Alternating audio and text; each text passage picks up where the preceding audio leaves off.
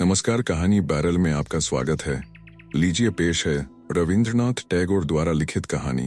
संपादक। अपनी पत्नी के जीवन काल में मुझे प्रभा की कोई चिंता नहीं थी।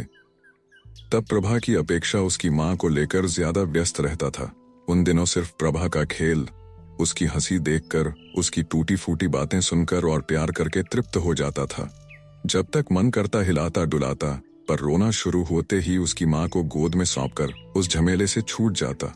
ये बात कभी मेरे मन में भी नहीं आई थी कि उसे बड़ा करने में बड़ी मेहनत और चिंता करनी पड़ेगी।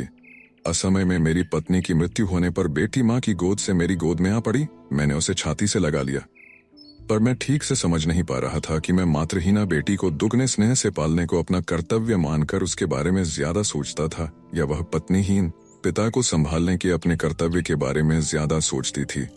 6 साल की होते न होते उसने मालकिन का भाव दिखाना शुरू कर दिया।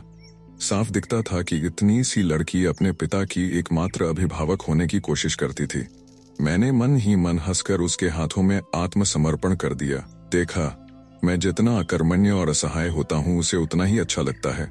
अगर मैं अपनी धोती तह करके और छाता बंद करके रख दूं, तो उसके चेहरे का भाव ऐसा हो जाता है जैसे उसके अधिकार में हस्तक्षेप किया जा रहा है। पिता जैसी बड़ी गुड़िया उसे इससे पहले कभी नहीं मिली थी, इसीलिए उन्हें खिला पिलाकर बिस्तर पर सुलाकर वह सारा दिन बहुत खुश रहती थी।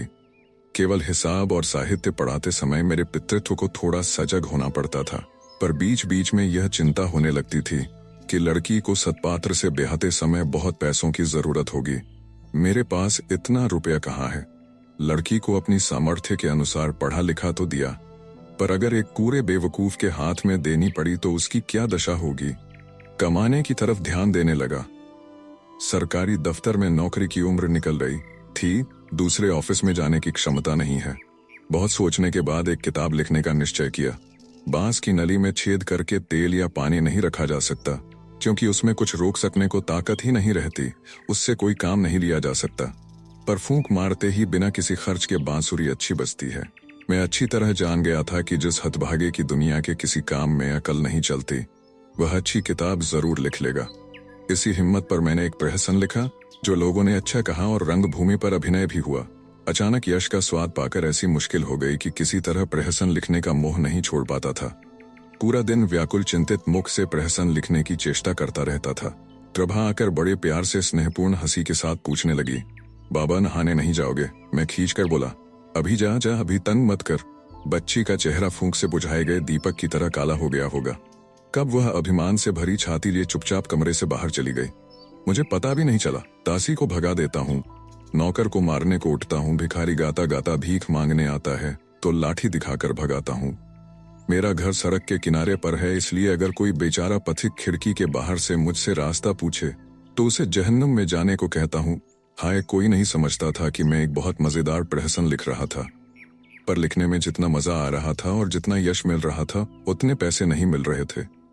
तब पैसों की बात मन में भी नहीं आ रही थी।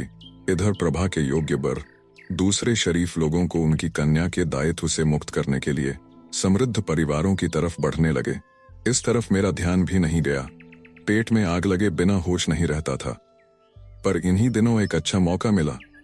जाहिर गांव के जमींदार ने एक अखबार निकाला और मुझसे उसका वेतनभोगी संपादक बनने का अनुरोध किया। मैंने काम ले लिया और कुछ इतने जोश से लिखने लगा कि सड़क पर चलता था तो लोग उंगली से इशारा कर मुझे दिखाते थे और मैं अपने को मध्याह्न की तपन के समान तीव्र समझने लगा, जिसे दूसरे देखने में असमर्थ थे। जाहिर गांव के पास ही आहिर गांव था। दोनों गांवों के जमींदारों में बहुत होड़ी थी। पहले बात बात पर लाठी चलती थी। अब दोनों पक्षों ने मजिस्ट्रेट को मुचरका देकर लाठी बंद कर दी और मुझ बेचारे भगवान के जीव को खूनी लठैतों की जगह नियुक्त कर दिया। सभी कहने लगे कि मैंने अपनी पदमर्यादा की रक्षा की। मेरे लिखने से परेशान आहिर गांव सिर नहीं उठा पा रहा था। मैंने उनके जाति कुल तथा पूर्व पुरुषों का पूरा इतिहास आद्योपांत स्याही में उतार दिया। यह समय अच्छा था। मैं खूब मोटा ताजा हो उठा था, सदा हंसता हुआ और खुश दिखता था। आहिर गांव के पूर्व पुरुषों को निशाना बनाकर एक एक मर्मांतक वाक्य के तीर छोड़ता था। पूरा जाहिर गांव हंसते हंसते पके फूंट की तरह फट जाता था। बड़ी खुशी से समय कट रहा था। अंत में आहिर गांव ने भी एक अखबार निकाला। वे कोई बात छिपा कर नहीं कहते थे, ऐसे उत्साहपूर्वक शुद्ध प्रचलित भाषा में गाली छापते थे कि छपे हुए अक्षर तक आंखों के सामने चीत्कार कर उठते थे, इसलिए दोनों गांवों के लोग उसकी बात साफ साफ समझ जाते थे। पर मैं अपनी हमेशा की आदत के अनुसार इतने कूट कौशल के साथ विपक्ष पर हमला करता था कि शत्रु मित्र कोई भी मेरी बात का मर्म नहीं समझ पाता था। उसका फल यह हुआ कि मेरे जीतने पर भी सब सोचते कि मैं हार गया हूँ। सिर पड़ने पर मैंने सुरुचि के बारे में एक उपदेशपूर्ण लेख लिखा। देखा भारी गलती कर दी, क्योंकि सच में अच्छी चीज का मजाक उड़ाना जितना आसान है उतना हास्यास्पद विषय का नहीं। हनुवंशी मनुवंशियों का जितनी आसानी से मजाक उड़ाते हैं, मनुवंशी उतनी सफलता से हनुवंशियों की खिल्ली नहीं उड़ा पाते। नतीजा यह कि वे सुरुचि को दांतों से उखाड़कर देश छोड़ गए। इस बीच लोग मेरे प्रहसनों की बात पूरी तरह भूल गए। सहसा ऐसा लगा जैसे मैं एक दियासलाई की तीली हूँ जो पल भर को जलकर पूरी तरह खत्म हो चुकी थी। मन इतना निरुत्साहित हो गया था कि सिर फोड़ने पर भी एक लाइन तक नहीं लिख पा रहा था।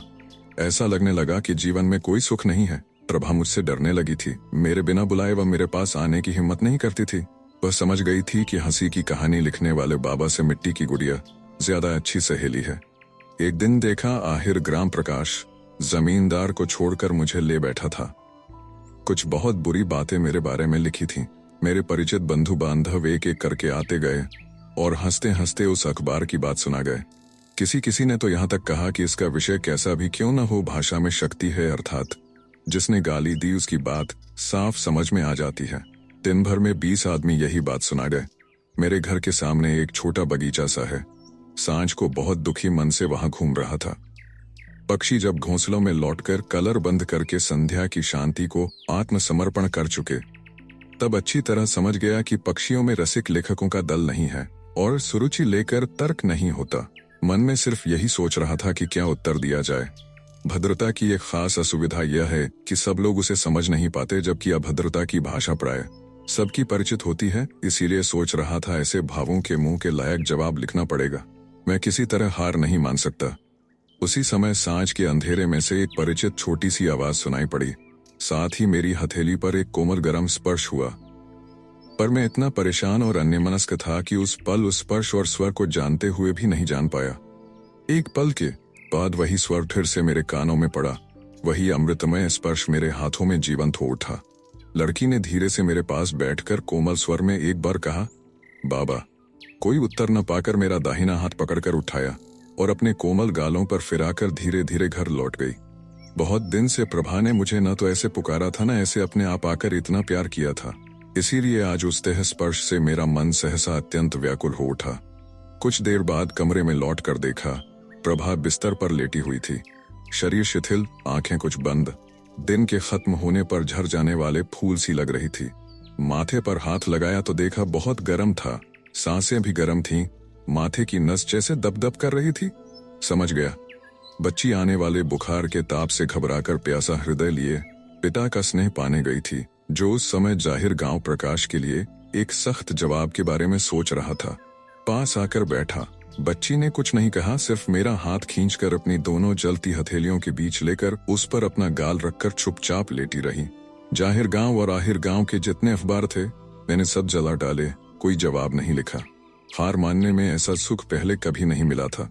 जब बालिका की मां मरी थी तब उसे अपनी गोदी में खींच लिया था। आज उसकी सौतेली मां का अंतिम संस्कार समाप्त करके फिर से उसे छाती से लगा लिया। आप सुन रहे थे कहानी बैरल से, रविंद्रनाथ टैगोर द्वारा लिखित कहानी। संपादक वीडियो पसंद आया तो इसे लाइक करिए और चैनल को भी सब्सक्राइब कीजिए। धन्यवाद।